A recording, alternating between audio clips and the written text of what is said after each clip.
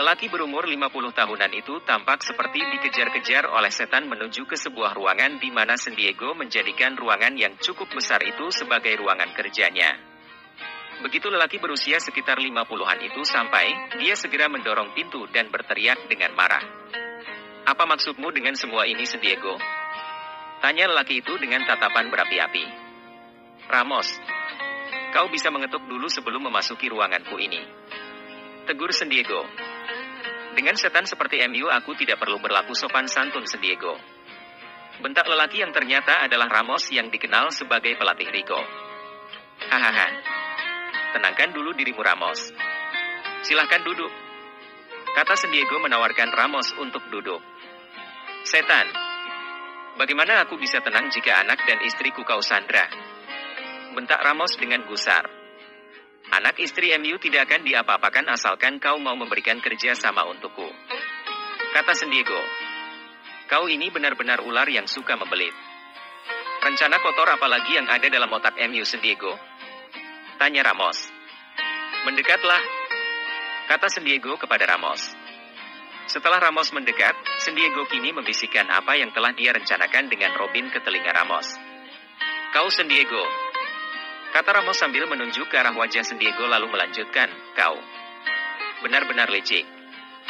Aku tidak bisa melakukan itu," kata Ramos menolak rencana Sandiego. "Mau tidak mau jawabannya harus mau. Kau tidak berhak memilih. Aku yang menentukan. Atau kau lebih sayang kepada Rico daripada istrimu? Ku bunuh kau, Sandiego," teriak Ramos sambil mencekik leher Sandiego. "Selangkah lagi kau bergerak, cucu MU akan jadi mayat," kata satu suara yang keluar dari pintu ruangan lain yang terdapat di dalam ruangan kerja Sandiego. "Kau Ramon, lepaskan cucuku. Jika tidak apa? Lepaskan tuanku atau seluruh keluarga MU akan kami bantai," kata lelaki berbadan tegap yang ternyata Ramon itu.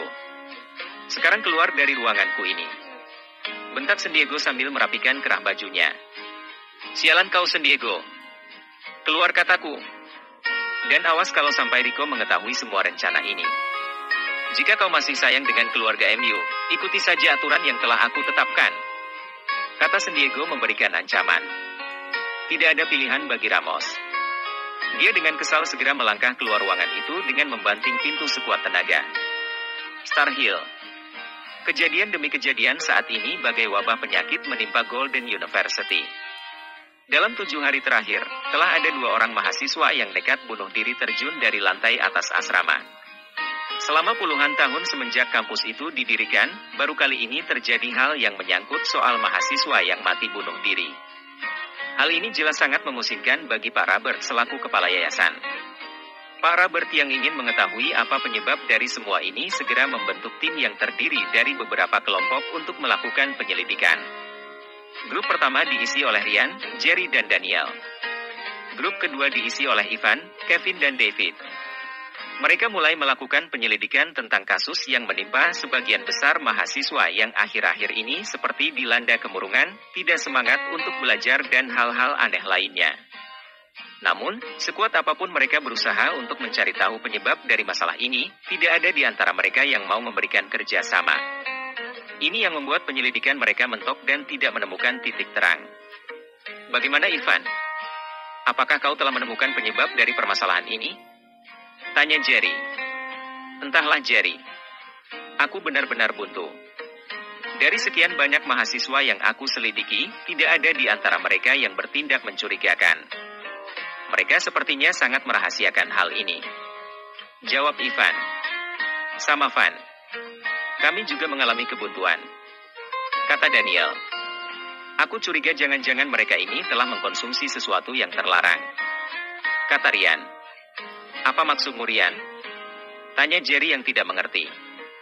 "Aku pernah membaca sebuah artikel tentang dampak atau pengaruh dari penyalahgunaan obat-obat terlarang. Dan saat ini sepertinya dari cara dan tindakan mereka, aku menduga bahwa kampus kita ini telah dimasuki oleh gembong narkoba. Lihat saja sebagian dari mereka ada yang seperti terserang demam, menggigil, berkeringat dingin serta gejala lainnya. Aku menduga bahwa ini adalah akibat dari penyalahgunaan barang haram tersebut," kata Ryan. Kita masih belum tahu apakah itu benar atau tidak. Saat ini kita belum bisa menarik kesimpulan. Tapi yang jelas, kita harus lebih meningkatkan lagi usaha kita dalam mengorek keterangan tentang masalah ini. Kata Ivan. Ingatlah bahwa kita tidak boleh membocorkan masalah ini sampai keluar. Jika tidak, nama universitas kita ini akan tercemar. Kata Daniel. Masalah bunuh diri itu telah menjadi buah bibir di kalangan masyarakat. Apalagi yang bisa kita lakukan untuk membendung isu ini? Semua sudah tahu. Kata Ivan. Van, bagaimanapun, apa yang aku katakan tadi hanya dugaanku saja. Benar atau tidaknya adalah setelah kita menemukan jawabannya.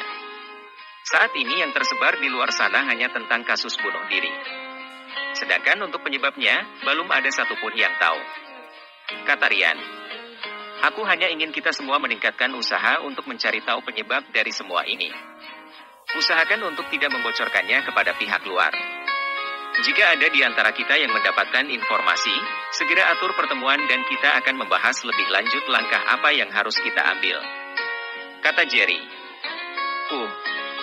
Aku sangat mengkhawatirkan andai dugaanku tadi benar, maka dapat dibayangkan bahwa Golden University ini akan menjadi sarang bagi generasi penerus yang penyakitan. Kata Rian sambil mengeluh. Jika benar apa yang kau khawatirkan, maka aku tidak akan melepaskan sindikat ini. Aku pastikan akan memburu mereka sampai ke dalam lubang semut sekalipun. Kata Jerry dengan geram. Aku mencurigai sesuatu, Jerry. Kata Daniel. Ada apa Daniel? Apakah ada sesuatu yang kau curigai yang bisa membawa kita menemukan titik terang dalam masalah yang sedang kita hadapi ini? Tanya Jerry. Benar. Aku bertanya kepada kalian. Apakah kalian tidak merasa ada yang aneh pada Herman akhir-akhir ini? Tanya Daniel. Maksud MU Daniel? Tanya Jerry. Coba kalian perhatikan. Herman akhir-akhir ini sepertinya selalu menghindar dari kita. Dia lebih sering menyendiri dan sering kedapatan mengurung diri di dalam kelas. Apa menurut MU itu wajar, mengingat selama ini dia begitu akrab dengan kita? Kata Daniel. Bodohnya aku yang hanya fokus kepada masalah ini tanpa memperhatikan orang-orang yang terdekat denganku. Kata Jerry menyalahkan dirinya sendiri. Kita bisa memulai dari yang terdekat Jerry. Ingatlah untuk bersikap wajar dan tidak terlalu memaksa dalam mengorek keterangan. Aku khawatir jika kita terlalu memaksakan, jangankan informasi, Herman mungkin akan mencurigai kita. Kata Rian. Aku mengerti maksud MU. Sekarang ayo kita bubar dan melakukan penyelidikan lagi. Kata Jerry segera membubarkan diri diikuti oleh Rian dan Daniel. Tak lama setelah itu, Ivan, David dan Kevin juga segera berlalu meninggalkan tempat pertemuan dan kembali menuju